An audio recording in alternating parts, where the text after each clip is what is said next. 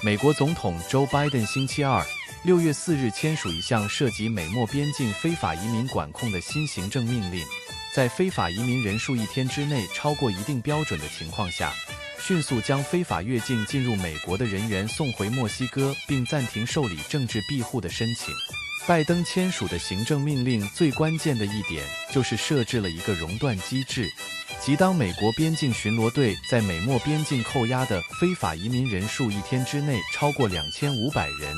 上述管控措施立即生效，而只有当这一数字跌至1500人以下，政治庇护申请的受理工作才得以恢复。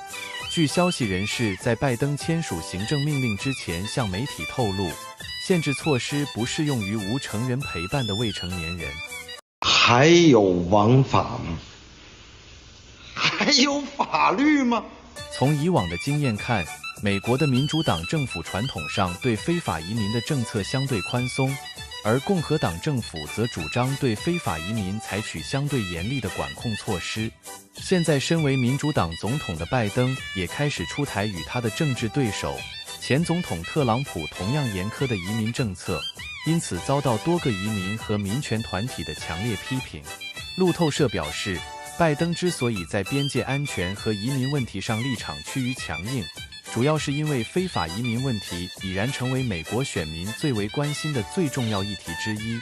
拜登2021年入主白宫时曾誓言要取消特朗普严格限制非法移民的政策，但是却不得不面对在美墨边境被捕非法移民人数一再打破历史记录的难题。特朗普抨击拜登取消他的一些限制性政策，并强调他一旦再次当选总统，就将以更全面和有力的措施应对非法移民涌入。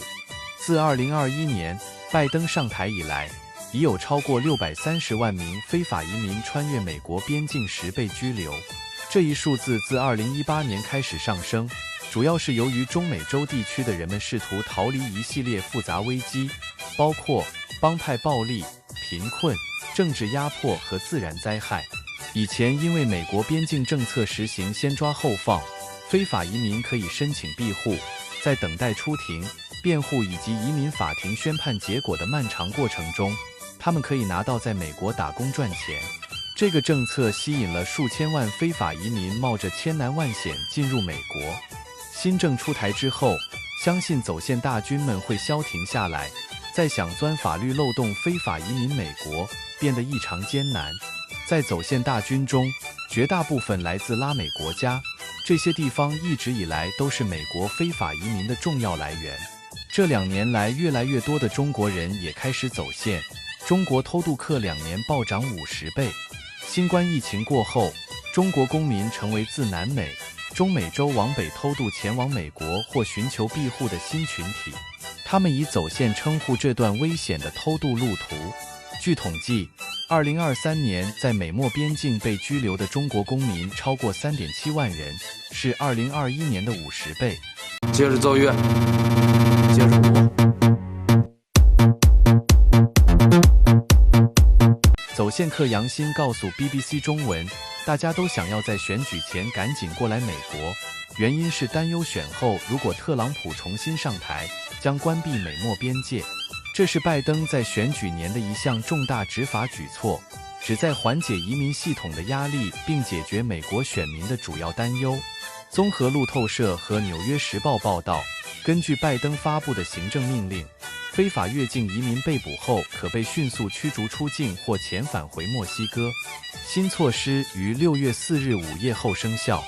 路透社表示，美墨边境非法进入美国的移民人数近几个月已经开始出现下降，不过美国官员认为出现这一趋势的部分原因是墨西哥加大了执法的力度。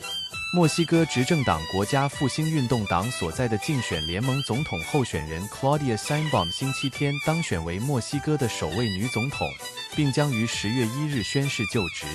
拜登签署的新行政命令强化对美墨边境地区非法移民的管控，有可能对辛鲍姆形成新的压力，迫使墨西哥持续加大美墨边境的执法力度，协助将偷渡美国的非法移民人数控制在一个较低的水平之下。随着去年中美之间的恢复遣返非法移民的合作，已经有一些中国非法移民被遣返回国了。